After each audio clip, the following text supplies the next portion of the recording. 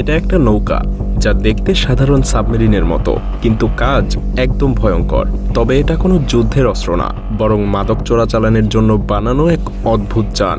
হ্যাঁ, এটাই narco submarine.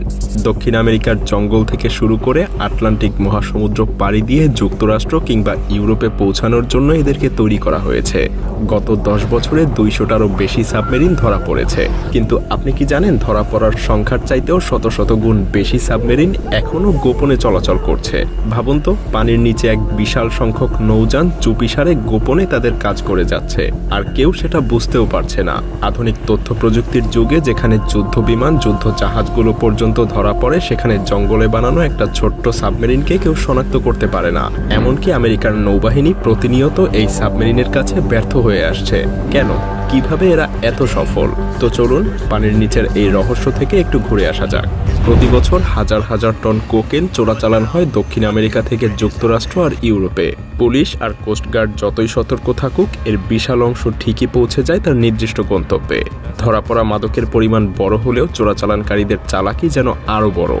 প্রথম দিকে এই নার্কো সাবমেরিনগুলো খুব সাধারণ আর স্বল্প দূরত্বের যাত্রার জন্য তৈরি করা হতো, কিন্তু সময়ের সাথে সাথে চোরাচালানকারীরা আরও উদ্ভাবনী আর আধুনিক হয়ে উঠেছে।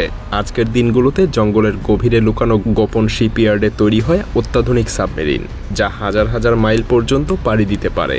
কার্টেল আর আইন শৃঙ্খলা বাহিনীর এই যুদ্ধ যেন এক চিরন্তন ইঁদুর বিড়ালের খেলা। কার্টেল নতুন নতুন পদ্ধতি আর প্রযুক্তি উদ্ভাবন করে, আর পুলিশ এবং কোস্টগার্ড সেই সমস্ত থামাতে নতুন নতুন কৌশল নিয়ে আসে। কিন্তু এটাই তো চ্যালেঞ্জ, কার্টেলগুলো এতটা দক্ষ আর আধুনিক কিভাবে হয়ে উঠেছে। চলুন এবার সেগুলোর গভীরে যাওয়া যাক। যদিও চোরাচালানের শুরুর দিকে নার্কো সাবমেরিনগুলো ছিল বেশ সহজ নকশার। এগুলো খুব বেশি জটিল কিছু ছিল না। 46 ফুট লম্বা, যা সমুদ্রের পানির নিচে কিছুটা লুকিয়ে চলতে পারত।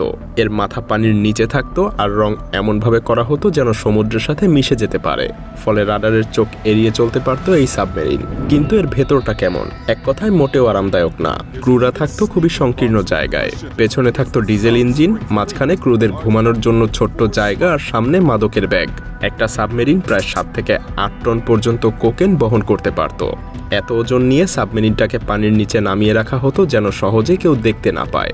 এভাবে সাবমেরিনগুলো দিনরাত সমুদ্র পাড়ি দিত। 5 জন ক্রু মিলে ভয়ঙ্কর উত্তাল সমুদ্রের ভেতর ঘন্টার পর ঘন্টা বসে থাকত। কিন্তু এই যাত্রা থেমে যেত এক মুহূর্তে যদি কোস্টগার্ড তাদেরকে শনাক্ত করতে পারত। মজার ব্যাপার হলো, একবার ধরা পড়লে চোরাচালানকারীরা চেষ্টা করত পুরো সাবমেরিন পানির নিচে ডুবিয়ে দিতে, কিন্তু সবসময় সেটা সম্ভব হতো না। এই সাধারণ নকশাগুলোই একসময় মাদক কার্টেলগুলোকে অনেক বড় বড় সাফল্য এনে দিয়েছিল। তবে এখনকার উন্নত প্রযুক্তির তুলনায় এগুলো যেন এখন পুরনো দিনের স্মৃতি।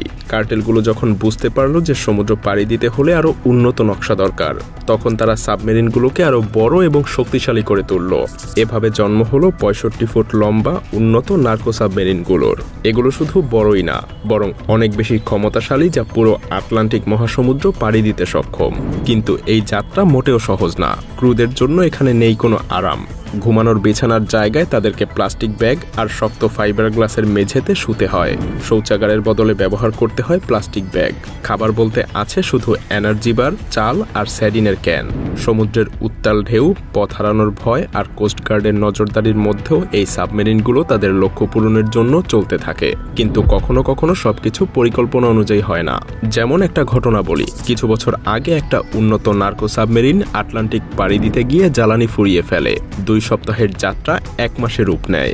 এরপর তারা চেষ্টা করে অন্য কার্টেলের নৌযানের সাথে যোগাযোগ করতে, কিন্তু তারা সেটাতেও ব্যর্থ হয়। শেষমেশ তারা সাবমেরিনটাকে ডুবিয়ে দিয়ে পালানোর চেষ্টা করে, কিন্তু শেষমেশ আইন শৃঙ্খলা রক্ষাকারী বাহিনী তাদেরকে ধরে ফেলে।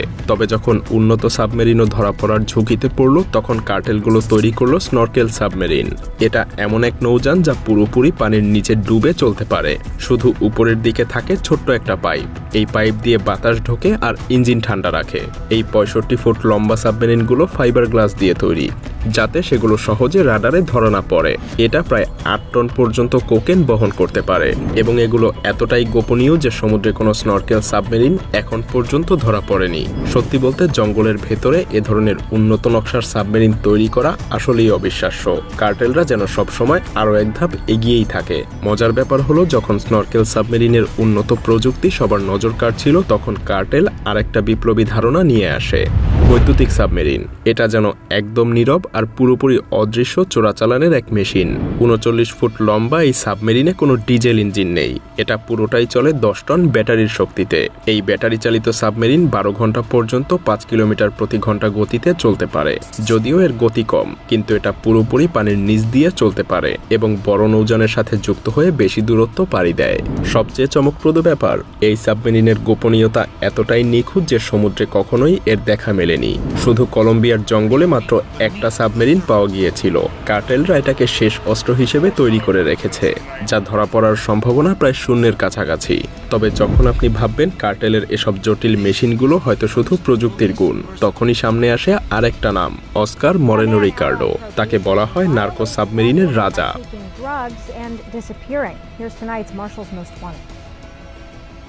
38-year-old Ricardo Moreno served 41 months in prison for a felon in possession of a firearm. জঙ্গলের গভীরে নদীর পাড়ের লুকানো শিপইয়ার্ডে এই মানুষটা তৈরি করত এমন এক সাবমেরিন যা হাজার হাজার মাইল পর্যন্ত পাড়ি দিতে সক্ষম। তার তৈরি সাবমেরিনগুলো যেন কার্টেলের জন্য সাফল্যের টিকিট ছিল। কিন্তু 2022 সালে রিকার্ডোর দিন শেষ হয়। বহুদিন ধরে আইনশৃঙ্খলা বাহিনীর চোখ ফাঁকি দিয়ে কাজ চালালেও একদিন কলম্বিয়া এবং আমেরিকার যৌথ বাহিনীর অভিযানে ধরা পড়ে রিকার্ডো। তার এই গ্রেফতার কার্টেলদের জন্য একটা বড় ধাক্কা ছিল। অস্কার মরেনো রিকার্ডোর গ্রেফতার হয়তো নার্কো সাবমেরিনের একটা মাত্র অধ্যায়ের সমাপ্তি, কিন্তু এর মানে এই না যে এর লড়াই শেষ। কার্টেলরা কখনো থেমে থাকে না, তারা প্রতিবার নতুন উদ্ভাবনী শক্তি নিয়ে আবার ফিরে আসে। অন্যদিকে পুলিশ আর কোস্টগার্ডও থেমে নেই, তারা নতুন নতুন প্রযুক্তি, উন্নত নজরদারি আর বুদ্ধিমত্তা ব্যবহার করে কার্টেলের এই ছায়াযুদ্ধ থামানোর চেষ্টা চালিয়ে যাচ্ছে।